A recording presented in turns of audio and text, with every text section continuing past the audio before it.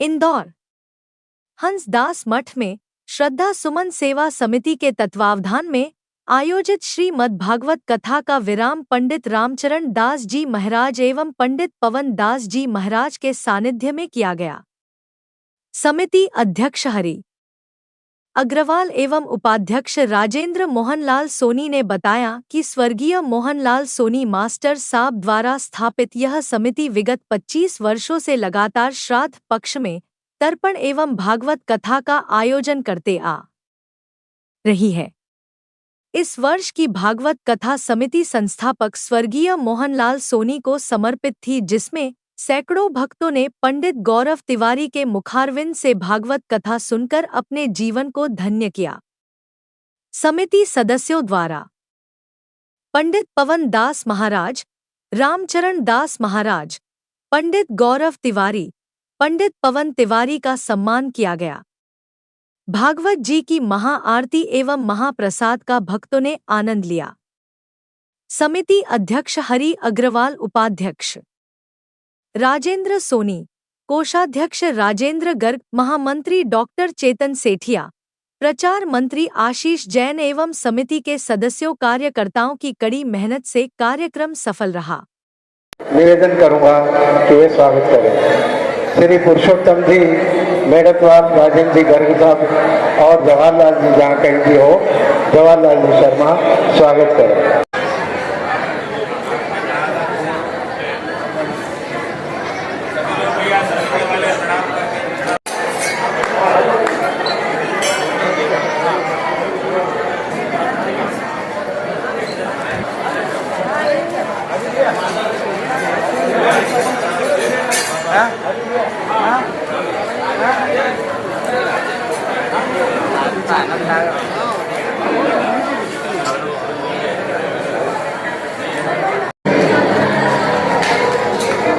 जोर से ताली बजा रहे हैं हमारे गुरुजी का धन्यवाद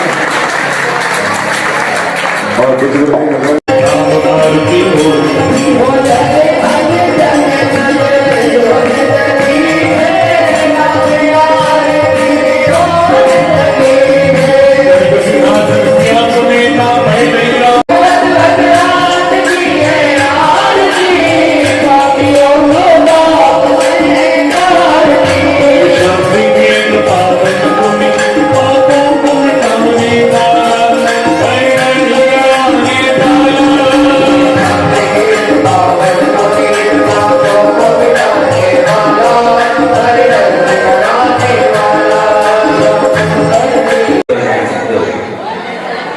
सभी भागवत जी को प्रणाम करें, महाराज जी से आशीर्वाद लें। मनीष गुरु जी के दरबार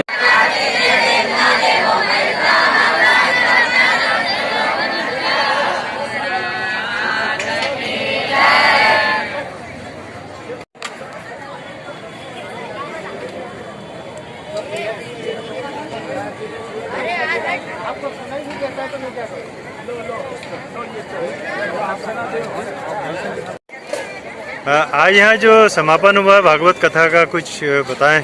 श्रद्धा सुमन सेवा समिति के तत्वाधान में पितृमोक्ष दायिनी श्रीमद् भागवत कथा का आयोजन आचार्य पंडित गौरव तिवारी जी के मुखारबिंद से हो रहा था। आज उसका विश्राम हुआ है।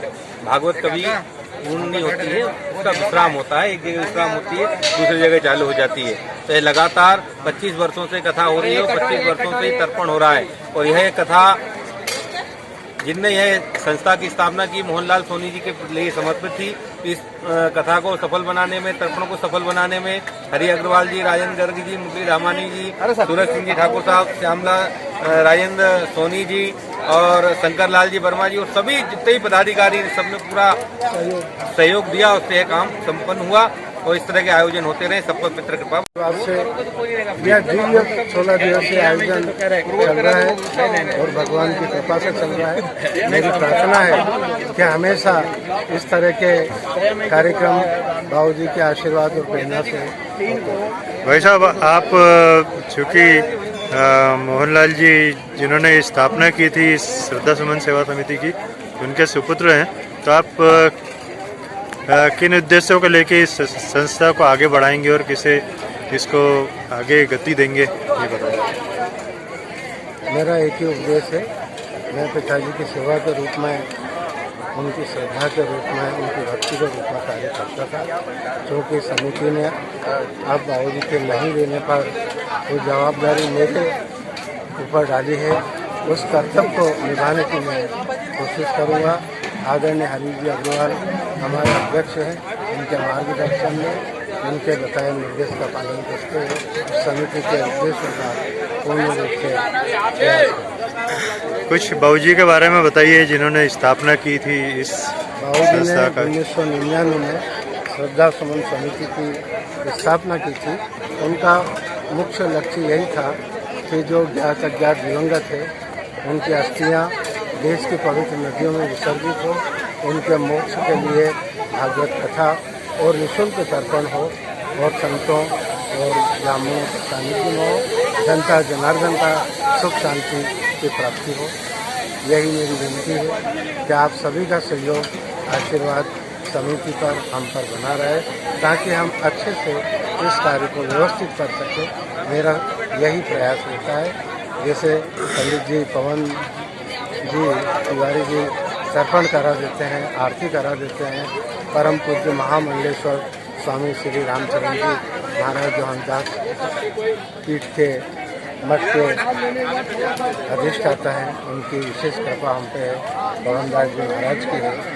और हमेशा सभी देवी देवताओं के साथ में संतों और ब्राह्मणों का आशीर्वाद बना रहे, ताकि हमारे ज्ञात अज्ञात दिवंगतों को मोक्ष प्राप्त हो और हमारे परिवार को सुख शांति समृद्धि की प्राप्ति हो।